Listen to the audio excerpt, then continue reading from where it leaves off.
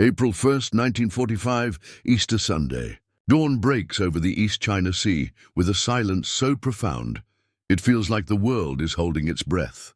The sun rises not in gentle pastels, but in violent crimson, painting the horizon the color of old blood.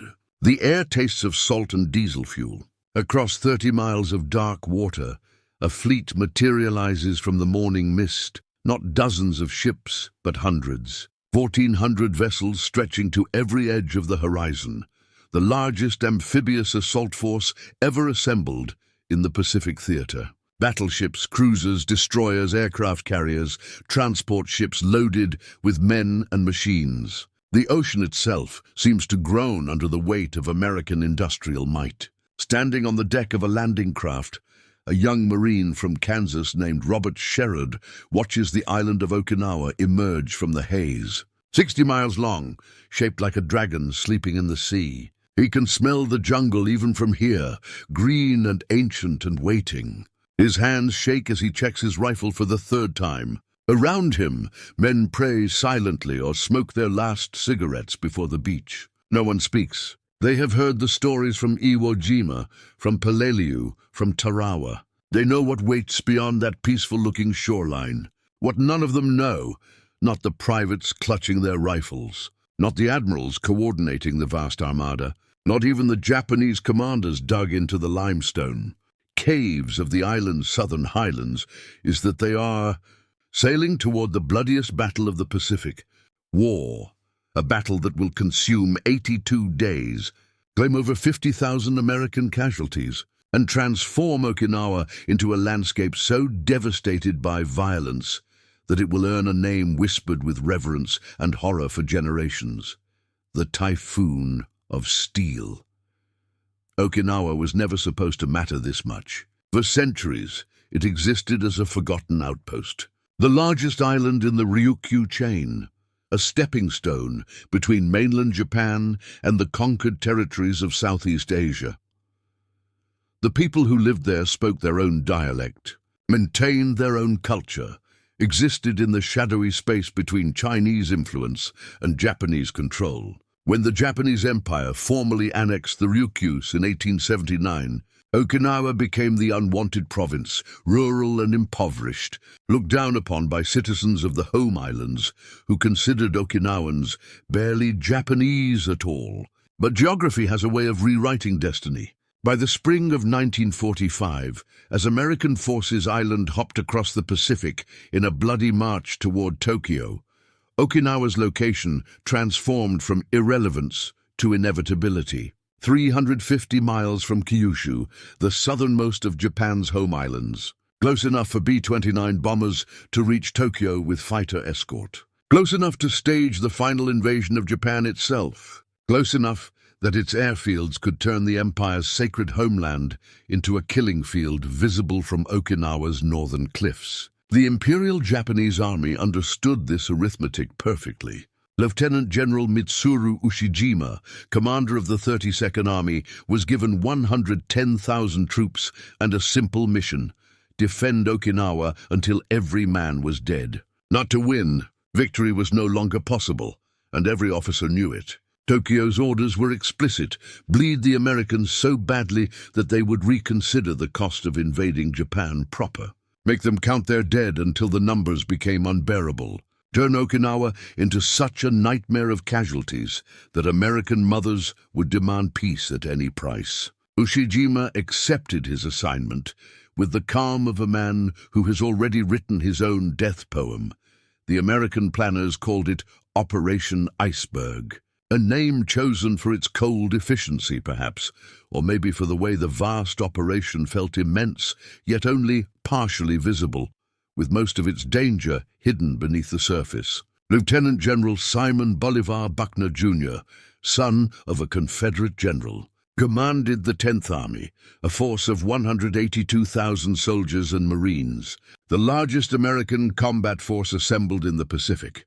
His orders were equally straightforward: seize Okinawa, establish airfields and bases, prepare for Operation Downfall, the invasion of Japan itself. Casualty estimates varied, but no one expected light losses. Iwo Jima had cost 7,000 American dead for an island 8 square miles in size. Okinawa was 60 miles long. The mathematics of death scaled accordingly. But numbers on planning maps don't bleed. They don't scream. They don't write letters home that arrive after the sender is already buried in volcanic ash. On April 1st, as the first waves of landing craft churned toward the Hagushi beaches on Okinawa's western coast, the young men aboard still thought in abstractions. They had been told to expect hell on the beaches. Naval bombardment had pounded the shoreline for 7 days straight, 16-inch shells from battleships turning coastal defenses into rubble. Carrier-based aircraft had strafed and bombed every visible position. Surely nothing could survive that apocalypse of high explosives. Surely the landing would be the worst part. They were wrong. The 1st Marines and Army infantry hit the Hagushi beaches at 8:30 in the morning. They came ashore, expecting the fury that had met previous landings. Interlocking fields of machine gun fire, mortar rounds walking across the sand, wire and mines, and desperate banzai charges. They braced for slaughter. Instead, they found silence. Empty pillboxes. Abandoned trenches. The beaches were undefended. Men waded ashore through knee-deep surf, rifles raised, nerves screaming, and met nothing but wind rustling through seagrass. For a moment, it felt like a miracle. By nightfall of the first day, 60,000 American troops had landed with fewer than 200 casualties. Entire regiments moved inland unopposed, securing objectives hours ahead of schedule. Some men joked about the easy landing, about how intelligence had overestimated Japanese defenses. Officers who had survived Guadalcanal and Saipan knew better. Silence on a Japanese-defended island meant only one thing. Somewhere, in terrain of their choosing, the enemy was waiting. And that enemy had no intention of wasting lives defending beaches they couldn't hold. General Ushijima had studied American tactics for years. He knew the pattern: overwhelming naval and air bombardment, followed by frontal assault with superior numbers and firepower. Fighting on the beaches meant dying for nothing, obliterated by shells before the Americans even landed. So Ushijima made a decision that would define the battle's entire character. He withdrew his forces into the island's southern highlands, a nightmare landscape of ridges, ravines, caves, and ancient limestone formations that artillery could barely scratch. He fortified this terrain with fanatical precision, pillboxes carved into solid rock, connected by tunnels that could shelter entire battalions. Overlapping fields of fire covering every approach. Artillery pieces wheeled into caves where counter-battery fire couldn't reach them. And he gave his men one instruction: let the Americans come. Wait until they are close. Then kill them yard by yard, forcing them to pay in blood for every foot of ground. The American forces split into 2 prongs after the landing. The Marine divisions wheeled north, tasked with securing the upper 2/3 of the island. The Army divisions turned south, toward the capital of Naha and the fortress ridgeline beyond. The Marines found scattered resistance, tough fighting but manageable, and secured the north within weeks. The Army divisions walked straight into hell. By April 8th, lead elements of the 24th Corps reached the first defensive line Ushijima had prepared. It had no official name on Japanese maps, but the Americans who fought there would call it the Kakazu Ridge. A coral outcropping rising 200 feet above the surrounding terrain, honeycombed with caves and tunnels, bristling with hidden guns. The ridge didn't look like much from a distance, just another hillside in a landscape full of them. But Kakazu was designed as a killing machine, every inch of its approaches surveyed and pre-registered for artillery. The first assault went in on April 9th. The 96th Infantry Division, untested in combat, advanced up the slope with the confidence of men who didn't yet understand what fortified terrain meant. Japanese gunners waited until the Americans were halfway up, silhouetted against the sky with nowhere to hide.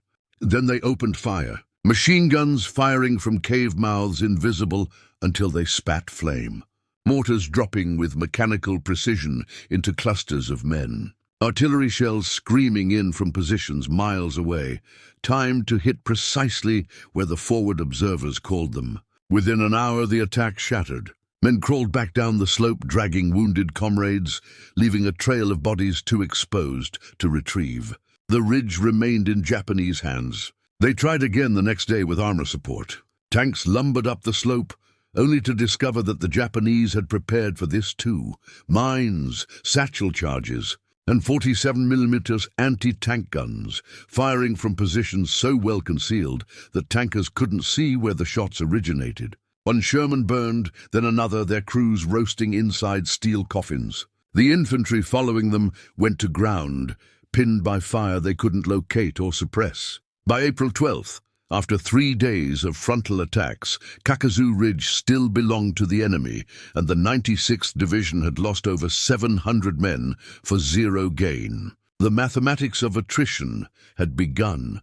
What the Americans learned at Kakuzu, they learned again at every ridge, every hill, every village across southern Okinawa. The Japanese had transformed the entire landscape into a fortress. Places with names that meant nothing before the battle. Hacksaw Ridge, Sugarloaf Hill, Half Moon Hill, Chocolate Drop, Shuri Castle became synonyms for industrial-scale slaughter. Each position was designed not to be held forever, but to extract maximum casualties before falling. And behind each position was another and another layered defenses stretching for miles. The Japanese soldiers who manned these defenses fought with a ferocity born from certainty of death. They had been told that surrender meant dishonor worse than annihilation. They had been told that the Americans would torture and mutilate prisoners. They had been told that their emperor, living god of the Japanese people, required their sacrifice. And so they gave it. Wounded men strapped explosives to their bodies and crawled toward American lines. Machine gunners fired until their barrels glowed red and ammunition ran out, then fought with bayonets and bare hands. Entire companies held positions until every single man was dead, bodies piled in gun ports because there was no one left to drag them away. The Americans who fought them came to understand something that no training had prepared them for. They were facing an enemy who had already accepted death, who fought not to survive, but to kill as many invaders as possible before the inevitable end. How do you break men who don't fear dying? How do you negotiate with soldiers who view surrender as spiritual extinction? You can't. You can only kill them one by one, cave by cave, until none remain. By mid-April, the offensive had stalled completely. Buckner's 10th Army was spending thousands of lives per week and gaining only hundreds of yards. The original plan had called for securing the island in weeks. Now staff officers were projecting months. Casualty clearing stations overflowed with wounded. Men shredded by shell fragments, burned by flamethrowers, shot through lungs and guts and faces. Plasma supplies ran low. Morphine ran out. Medics worked 36-hour shifts until they collapsed from exhaustion, then woke and went back to work. And still the wounded kept coming, endless rivers of broken bodies carried down from the ridges on stretchers, in ponchos, in the arms of exhausted comrades. The smell of death saturated everything. Not the clean abstraction of death from a distance, but the intimate reality of it. Corpses rotting in the tropical heat, bloating and turning black within hours. Bodies that couldn't be retrieved because the ground they fell on remained under Japanese fire. The stench of gangrene from wounds that went septic in the mud and rain. Latrine pits overflowing because digging new ones meant exposing yourself to snipers. Men lived in this miasma for weeks, months, until the smell soaked into their skin and uniforms, and they couldn't remember what clean air tasted like. They ate their rations crouched in foxholes, spooning cold hash from cans while flies swarmed corpses 10 yards away. They slept, when they slept, with dead men as neighbors, because there was nowhere else to sleep and the dead didn't care. Rain began in early May, transforming the battlefield into an ocean of mud. Not the clean mud of a spring rain, but a filthy, viscous slurry mixed with ash, blood, and human waste. Foxholes filled with water that reeked of decay. Uniforms never dried. Drenchfoot rotted men's feet inside their boots, flesh sloughing off in white, sodden chunks. Fungal infections spread across skin that stayed perpetually wet. Vehicles bogged down in mire that swallowed them to the axles. Supply lines became impossible to maintain. Food, ammunition, medical supplies, everything had to be hand-carried forward through mud that sucked at boots and threatened to pull men down if they stopped moving. In this same rain, the Japanese suffered equally, but without the material cushion of American logistics. They starved in their caves, chewing grass and tree bark when rice ran out. Wounded men died from infections because medical supplies had been obliterated by bombardment. Water sources became contaminated with corpses. Dysentery swept through defensive positions, leaving men too weak to walk, but still able to pull a trigger. And yet they fought on. Orders from Ushijima remained unchanged: hold every position to the last man. The only acceptable outcome was death in service to the emperor. There would be no withdrawal, no surrender, no relief. Just the certainty of annihilation, coming slowly, inevitably, like the rising tide. The Americans tried everything to break the stalemate. Artillery barrages that consumed hundreds of thousands of shells, turning hillsides into lunar landscapes of overlapping craters. Naval gunfire from battleships and cruisers, 16-inch shells that penetrated deep into the earth before detonating, meant to collapse the cave systems where the Japanese sheltered. Aircraft dropping napalm, jellied gasoline that splashed across ridgelines and burned at temperatures hot enough to consume oxygen, suffocating anyone in the tunnels below. And when firepower failed to dislodge them, the infantry went in with flamethrowers. Teams of men humping 70-pound tanks of thickened fuel up slopes under fire, getting close enough to spray jets of liquid flame into cave mouths, burning out defenders one position at a time. The flamethrower teams suffered horrific casualties. They were priority targets, easily identified by their bulky equipment, and a single bullet through the fuel tanks meant instant immolation. But they were also the only weapon that consistently worked against the fortified caves. Fire reached where bullets and shells could not. It curled around corners, sucked oxygen from sealed chambers, turned limestone grottos into crematoriums. The Japanese learned to fear the flame teams more than any other American weapon, because fire negated all their advantages of fortification. A man could hide from artillery in a deep cave, but he couldn't hide from fire that sought him out and consumed him where he crouched. Hacksaw Ridge became the most infamous killing ground of the entire battle. A 400-foot escarpment with sheer vertical faces, accessible only by cargo nets and ladders under constant fire from above. The Japanese held the summit with interlocking bunkers and fighting positions, turning every American attempt to climb into a shooting gallery. The 77th Infantry Division was assigned to take it. They attacked repeatedly through late April and early May, clawing their way up the cliff face in the face of grenades, machine gun fire, and artillery. Men climbed with one hand, holding rifles or grenades in the other, feet scrabbling for purchase on rain-slick rock. When they reached the top, they found themselves in a labyrinth of trenches and ruins, fighting room to room, hole to hole, killing at arm's length with knives and entrenching tools when ammunition ran out. An army medic, a Seventh-day Adventist named Desmond Doss, who refused to carry a weapon for religious reasons, single-handedly evacuated 75 wounded men from the summit of Hacksaw Ridge over the course of 12 hours, lowering them down the cliff on improvised rope litters while battle raged around him. He worked alone, unarmed, in a landscape where every square yard was under fire because the wounded were dying faster than the medics could reach them, and someone had to do something even if it was impossible. Doss survived.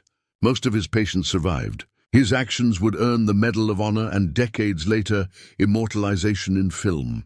But for every Desmond Doss performing miracles, there were hundreds of anonymous men who simply died trying to climb that cliff. Bodies tumbling back down to pile at the base like broken mannequins. Forgotten in the grand scale of slaughter, Sugarloaf Hill was worse. A nondescript 50-foot mound of earth and coral, militarily insignificant in isolation. But Sugarloaf was the keystone of three mutually supporting positions, Sugarloaf, Half Moon Hill, and Horseshoe Ridge, each within range to pour fire onto any American force attacking the others. The Japanese had designed this complex with mathematical precision. You couldn't take one without taking all three simultaneously, but you couldn't mass enough force to take all three without exposing yourself to annihilation from multiple directions. The 6th Marine Division was given the mission. They attacked Sugarloaf on May 12th.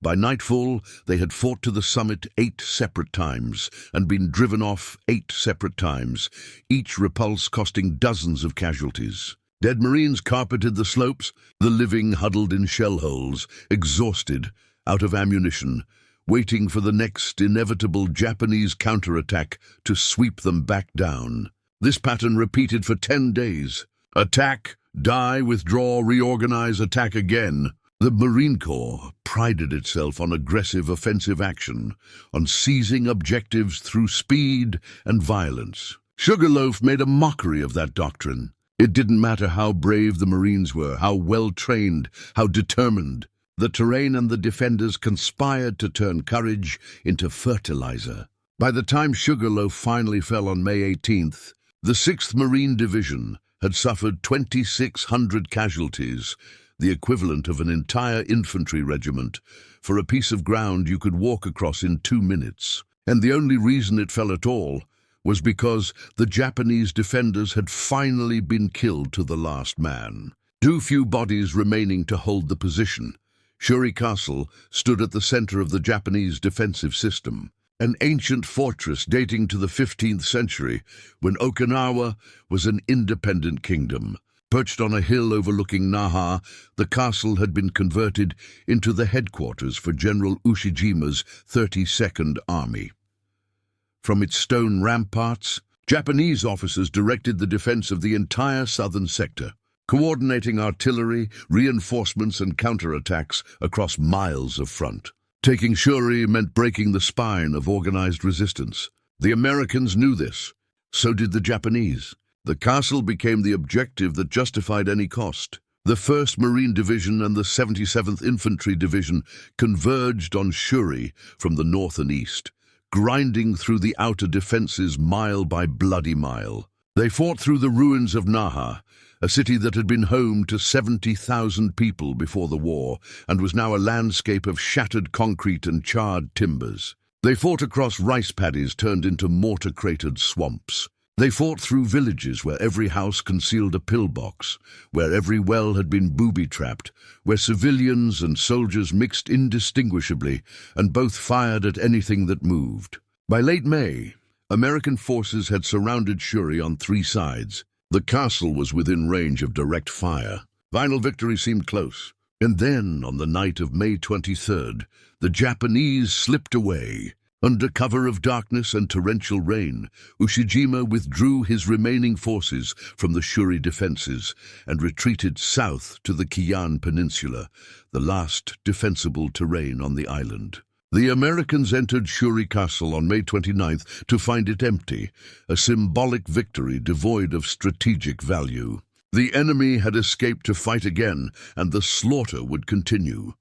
The final phase of the battle played out across the limestone hills of southern Okinawa, a claustrophobic landscape of crevices and cliffs where the Japanese made their last stand. Ushijima had perhaps 30,000 troops remaining, starving, wounded, low on ammunition, but still committed to fighting until death. The Americans pressed them into an ever-shrinking pocket, bombarding the area around the clock with artillery and naval gunfire.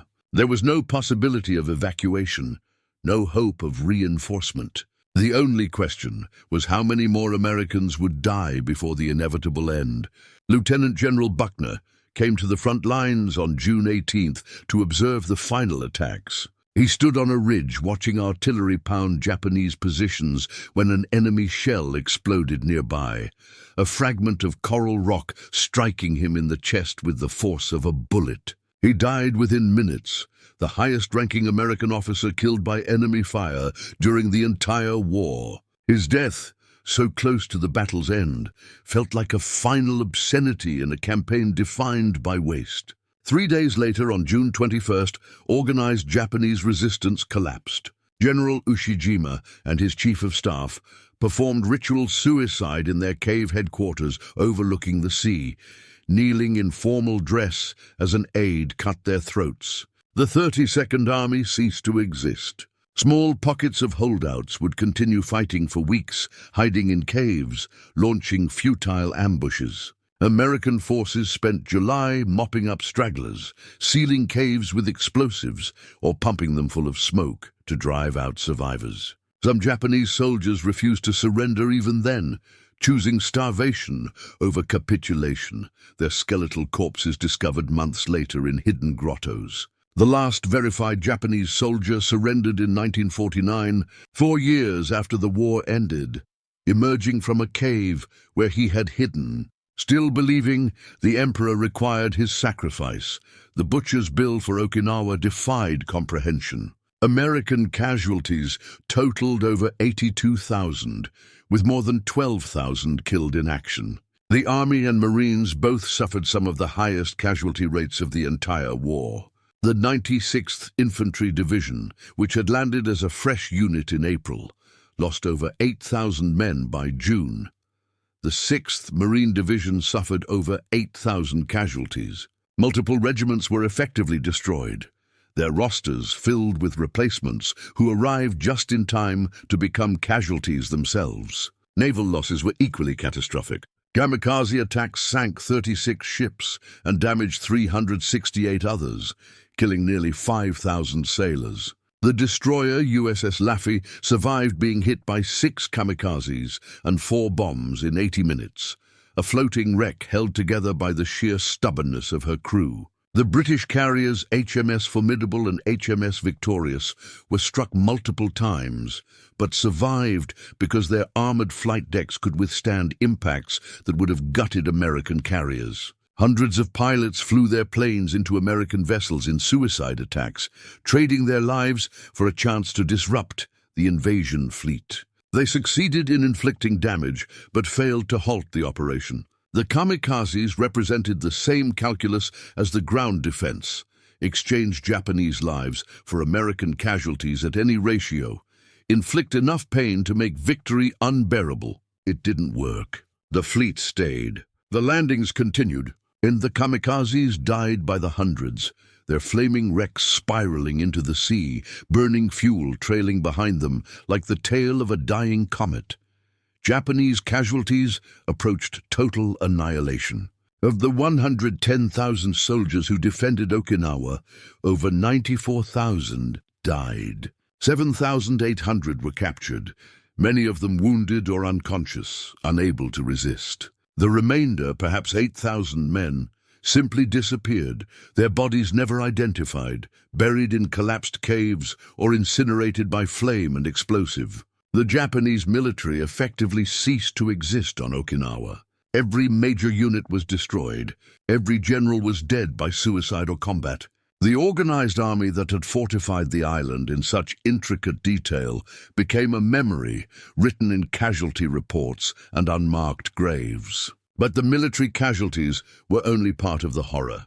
Okinawa was inhabited. 150,000 civilians lived on the island when the battle began. They were not evacuated, not protected, not given any means to escape the approaching apocalypse. The Japanese military commandeered their food, fortified their villages, used their homes as firing positions. When the Americans arrived, civilians found themselves trapped between 2 armies, sheltering in caves alongside soldiers, dying from artillery meant for military targets, killed by troops from both sides who couldn't distinguish between combatant and non-combatant in the chaos of close combat. The Japanese military told civilians that the Americans would rape and torture them, that death was preferable to capture. And the civilians, terrified and indoctrinated with propaganda about demonic invaders, believed it. Families committed suicide together rather than face the Americans. Mothers threw their children off cliffs, then jumped after them, and detonated grenades in crowded caves, killing everyone inside. Elderly civilians refused American offers of food and medical care, choosing starvation in hidden caves over interaction with the enemy. American soldiers and Marines found entire families dead in murder-suicides, parents and children lying together, their throats cut. The civilian death toll exceeded 100,000, perhaps 150,000, more than a quarter of Okinawa's entire pre-war population. Some died in crossfire, some from starvation and disease, some from exposure and neglect. But tens of thousands died by their own hand or the hands of family, victims of propaganda that convinced them death was preferable to survival under American occupation.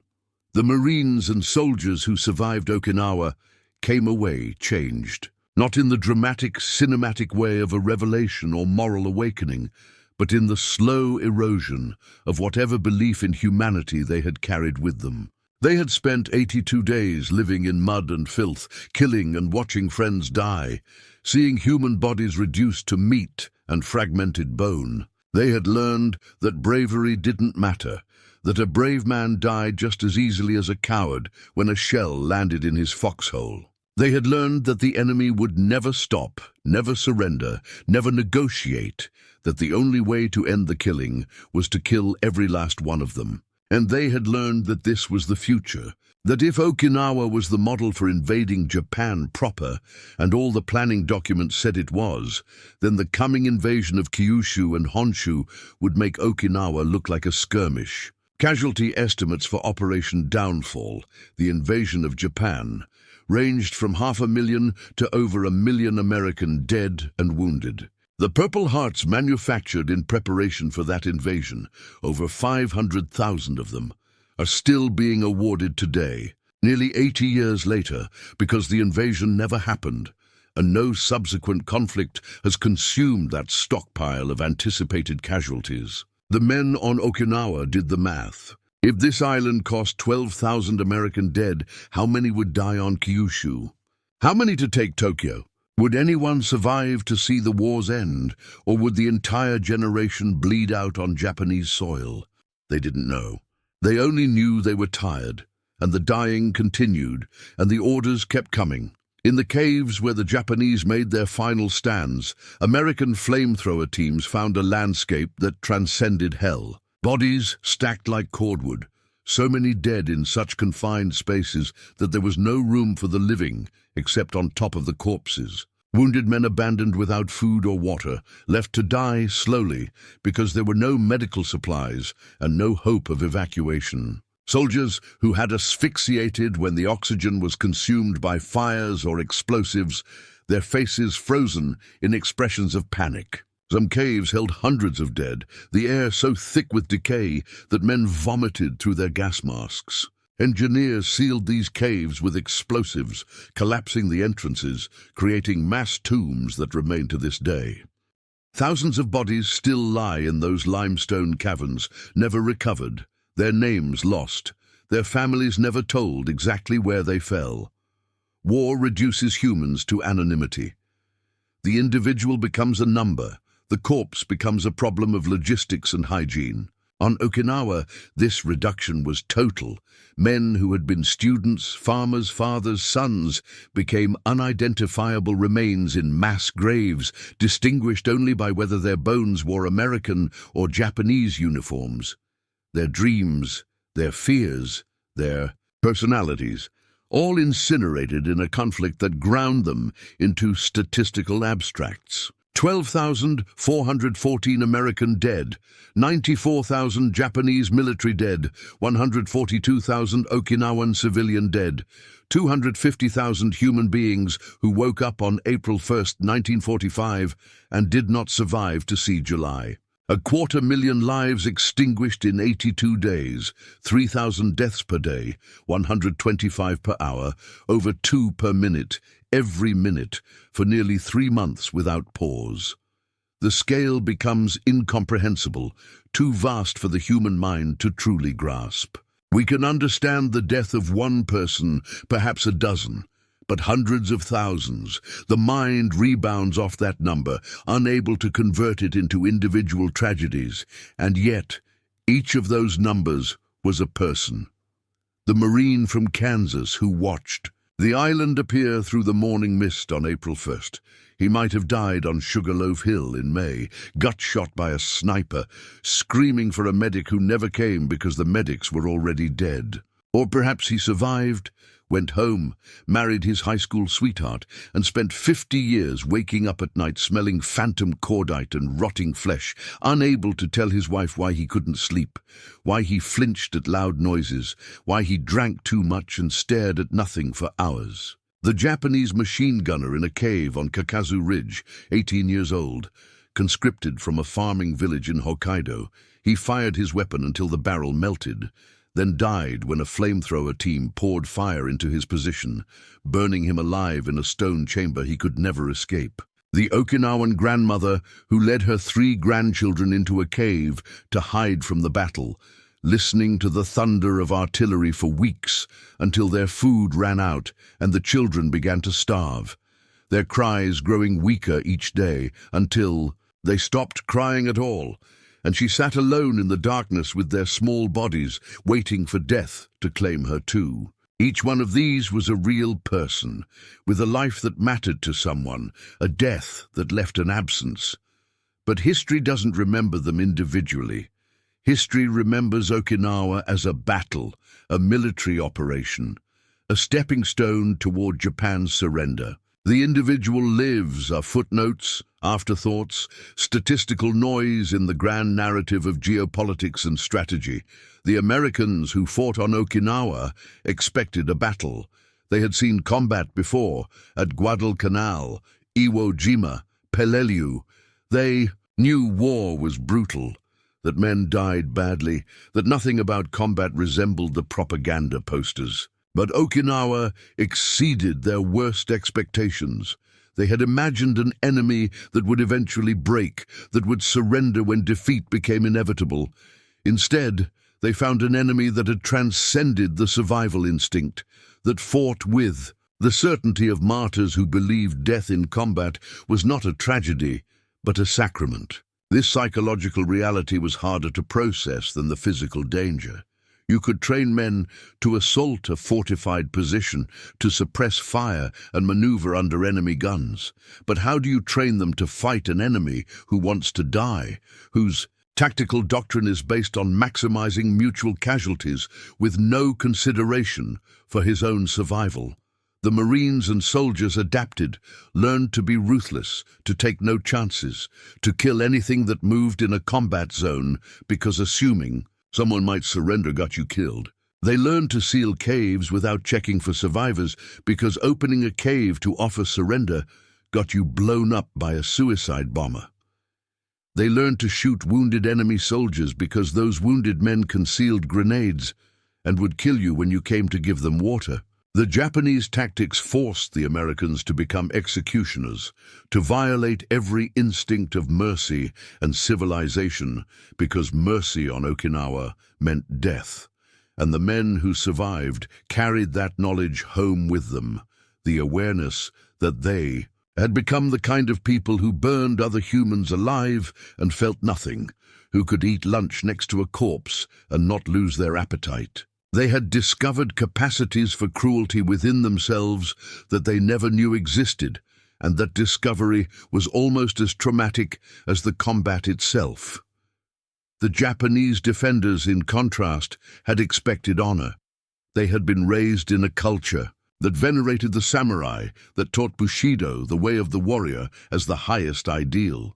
Death in service to the emperor was the ultimate expression of loyalty, a chance to achieve spiritual immortality. When they arrived on Okinawa, they understood they were going to die, but they believed that death would matter, that their sacrifice would protect the home islands, that their emperor would remember them as heroes. What they found instead was an industrial meat grinder that rendered their bravery meaningless. American firepower was so overwhelming that individual courage became irrelevant. It didn't matter how dedicated a soldier was, how willing to die. He would die anyway, obliterated by artillery he never saw, crushed under tons of rock when his cave collapsed from naval gunfire, incinerated by napalm dropped from planes so high he couldn't even see them. There was no honor in being evaporated by a 500-pound bomb, no glory in starving to death in a sealed cave. The Americans didn't respect their sacrifice, didn't acknowledge their bravery. They simply killed them with industrial efficiency, processed them like raw material in a factory of death. The Japanese had expected to die as warriors. Instead, they died as statistics, anonymous and unmourned, their bodies bulldozed into mass graves or left to rot where they fell. This gap between expectation and reality was perhaps the cruelest aspect of the entire battle. Both sides arrived with ideas of what war would be, and both sides discovered that modern industrial warfare had transcended anything their cultures had prepared them for.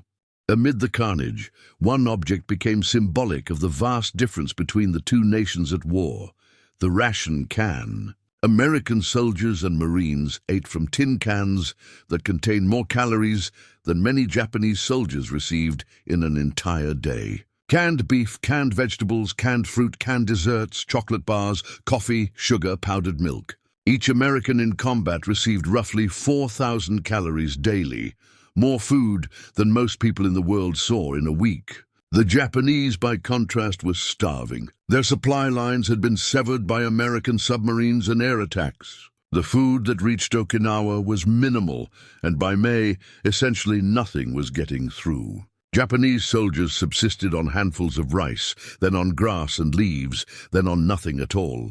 When American forces overran Japanese positions, they found evidence of starvation everywhere. Emaciated corpses weighing less than 90 pounds, leather belts and shoes that had been boiled and eaten, the gnawed bones of horses and, in some cases, other soldiers. The Americans couldn't comprehend this. They left half-eaten rations lying around because they were tired of the same flavors, while 100 yards away, Japanese soldiers were dying of hunger. This material abundance wasn't just about food.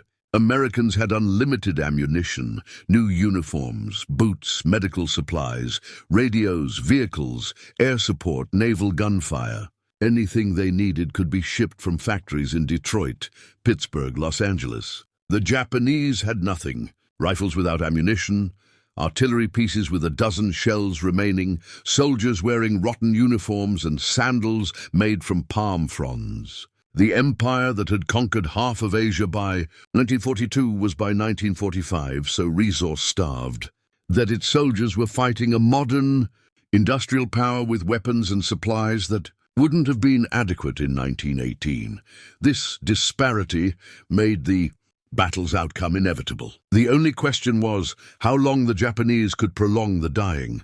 The rain continued through May and into June, relentless, turning the battlefield into a swamp that swallowed the living and the dead alike. Men slept in foxholes filled with water, nodding off while sitting upright because lying down meant drowning. Corpses sank into the mud, sometimes disappearing entirely, only to reappear weeks later when erosion shifted the soil. The smell of decay mixed with the smell of wet earth, creating an odor that saturated clothing and equipment and couldn't be washed away.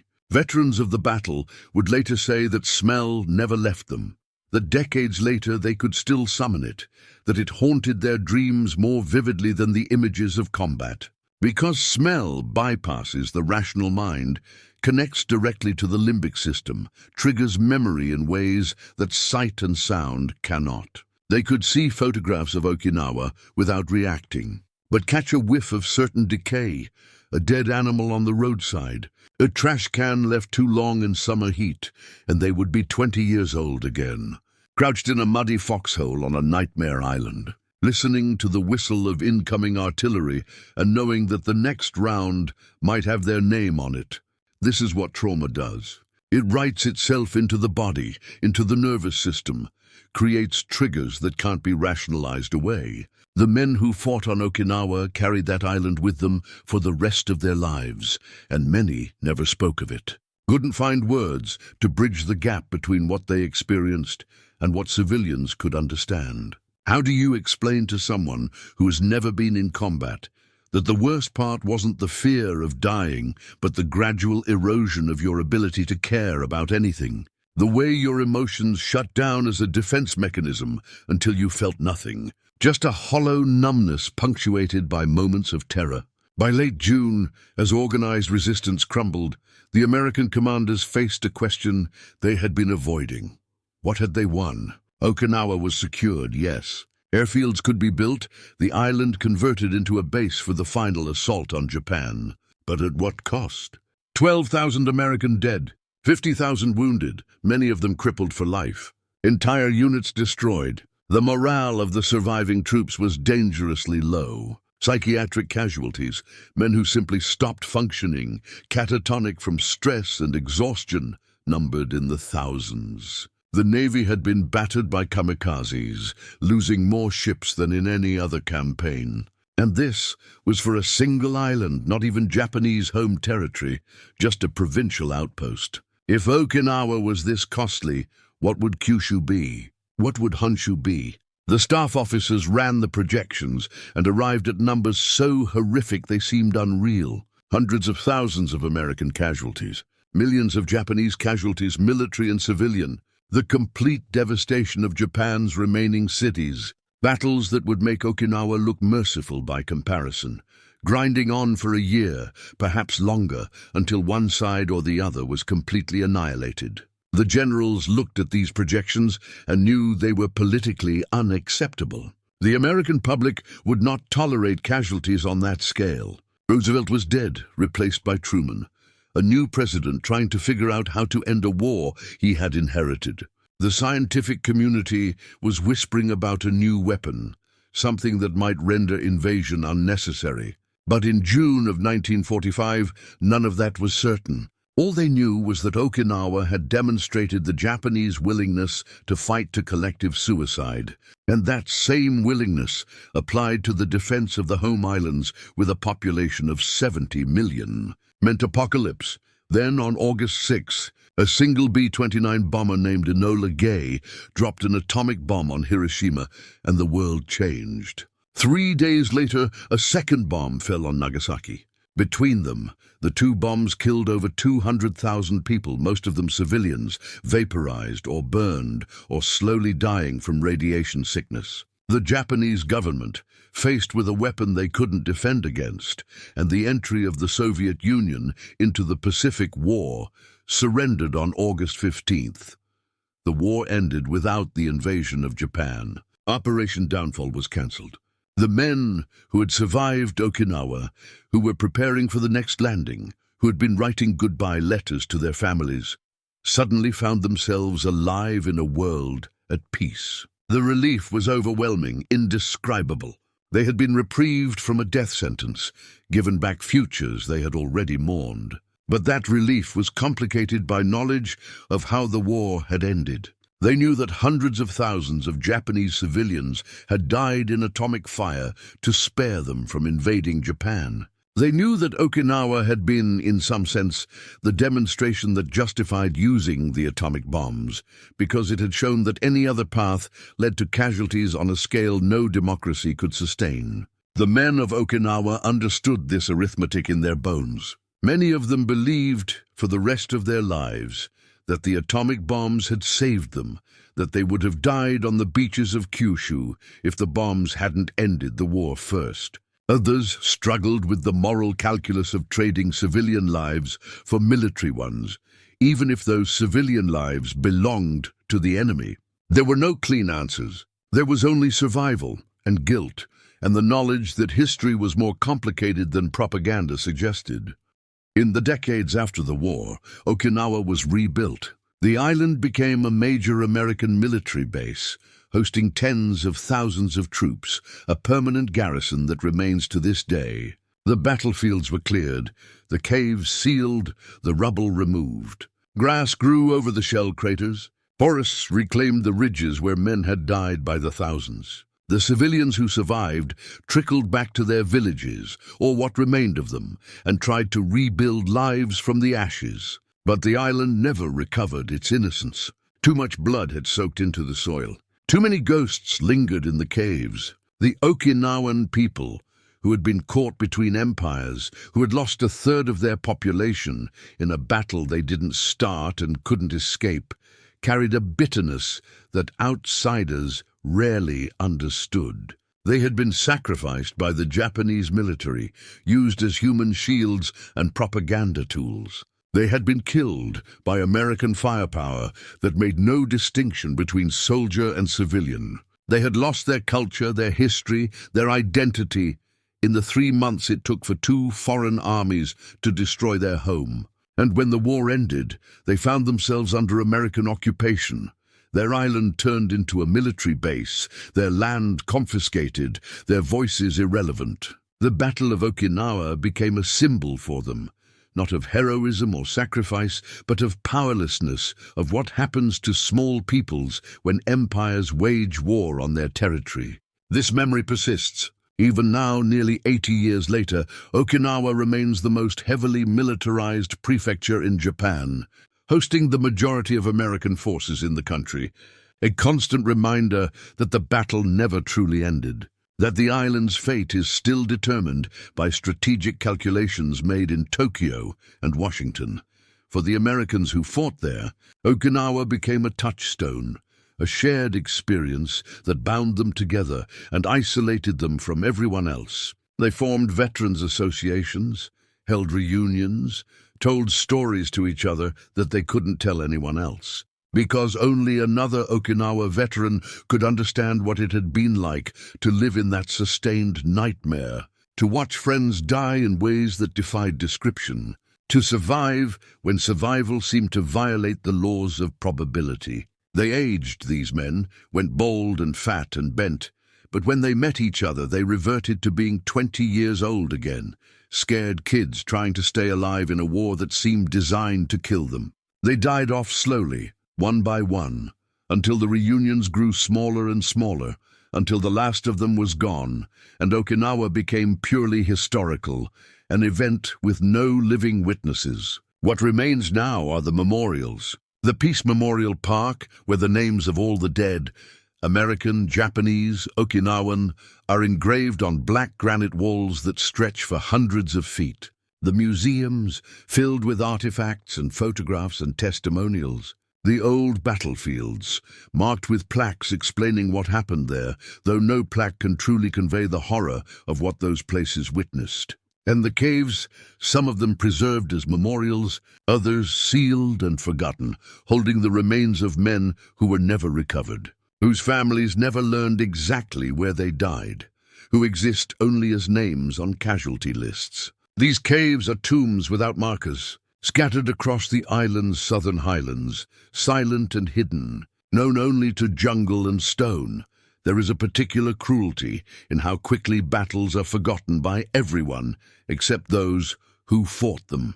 Within a decade of Okinawa, the American public had moved on, consumed by post-war prosperity, the Cold War, Korea. The veterans came home and were expected to integrate seamlessly back into society, to forget what they had seen and done, to become productive citizens who didn't talk about uncomfortable things at dinner parties. Many succeeded, at least on the surface. They got jobs, raised families, became pillars of their communities. But they carried Okinawa with them always, a weight that never lightened, a memory that never faded. They would be at a barbecue on a summer afternoon, laughing at someone's joke, and suddenly they would smell something, burning meat on a grill, and for an instant they would be back on Okinawa, smelling the different but somehow similar odor of bodies burned by flamethrowers, and the laughter would catch in their throat, and they would have to excuse themselves, go somewhere private until the flashback passed. This happened for decades. Some of them drank to numb the memories. Some of them became reclusive, unable to maintain relationships because no one understood why they were the way they were. Some of them functioned just fine, lived long and happy lives, but never talked about the war, never explained to their children or grandchildren what they had done, carrying those memories to the grave unopened. There is no single narrative of trauma, no universal experience. Each man processed it differently, coped in his own way, survived or didn't survive, according to factors that psychology still doesn't fully understand. What Okinawa demonstrated Beyond the tactical and strategic lessons, beyond the casualty figures and the geopolitical consequences, was the limit of human endurance. It showed that men can be pushed further than anyone thought possible, that they can survive conditions that should break them, that they can kill and watch friends die and keep functioning long past the point where functioning should be impossible. But it also showed the cost of that survival, the psychological and spiritual price of being forged in that particular fire.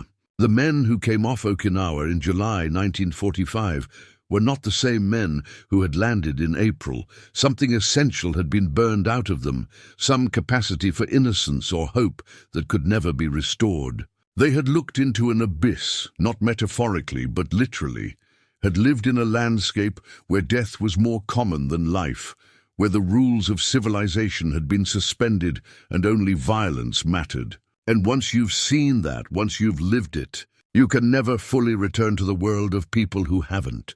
There is always a distance, a separation, a knowledge that the surface of normal life is paper thin, that beneath it lurks chaos and horror that most people spend their entire lives never glimpsing. The veterans of Okinawa glimpsed it, more than glimpsed it. They lived inside it for 82 days. And that changed them at a cellular level, wrote itself into their DNA, became part of their inheritance to pass on, in complicated and often damaged ways, to their children. The typhoon of steel, the name the Okinawans gave the battle, did you know aim, literally rain of steel, was an apt metaphor. A typhoon is a force of nature, beyond human control, something you can only endure, not defeat. It destroys indiscriminately, reshaping landscapes, erasing structures, leaving devastation in its wake. And then it passes, and survivors emerge from shelter to find a world transformed. Familiar landmarks gone, the geography of their lives rewritten by wind and water.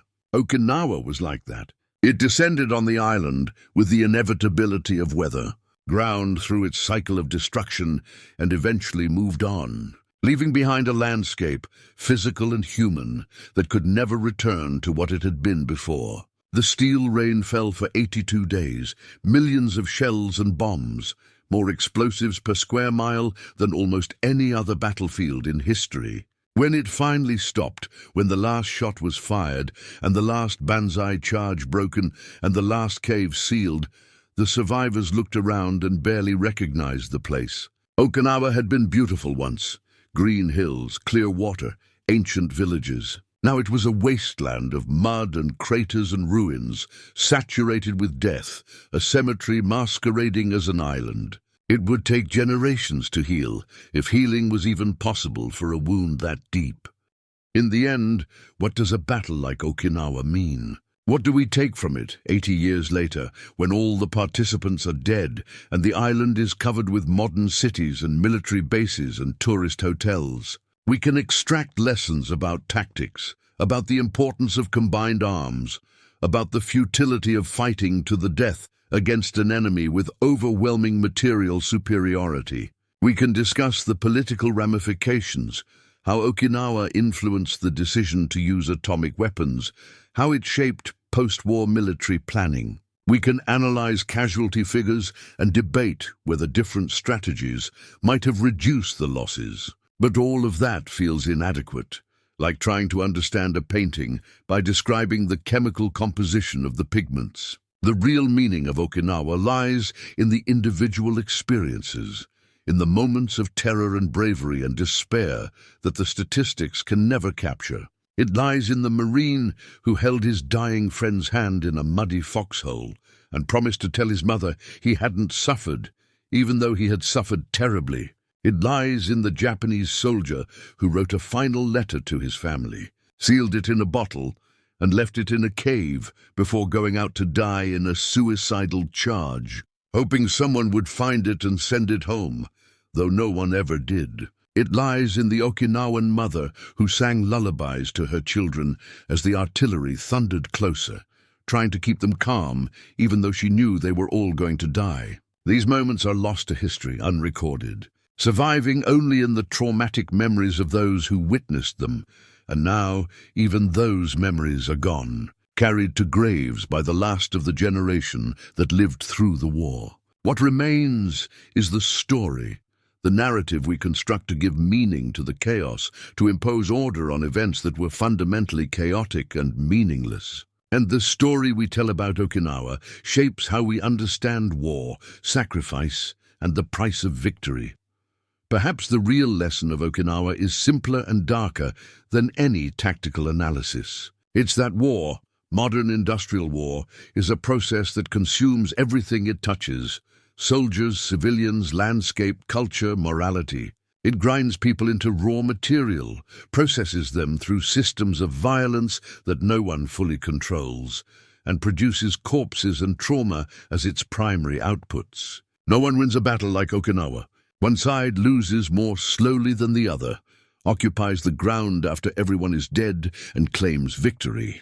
But the cost of that victory is paid for generations, in the nightmares of survivors, in the absence of men who never came home, in the psychological damage passed down through families who never understand why grandfather doesn't talk about the war, why certain sounds make him shake, why he drinks too much and stares at nothing. The ghosts of Okinawa haunted not just the island, but the world, shaping decisions about how wars should be fought, what weapons should be used, what costs are acceptable.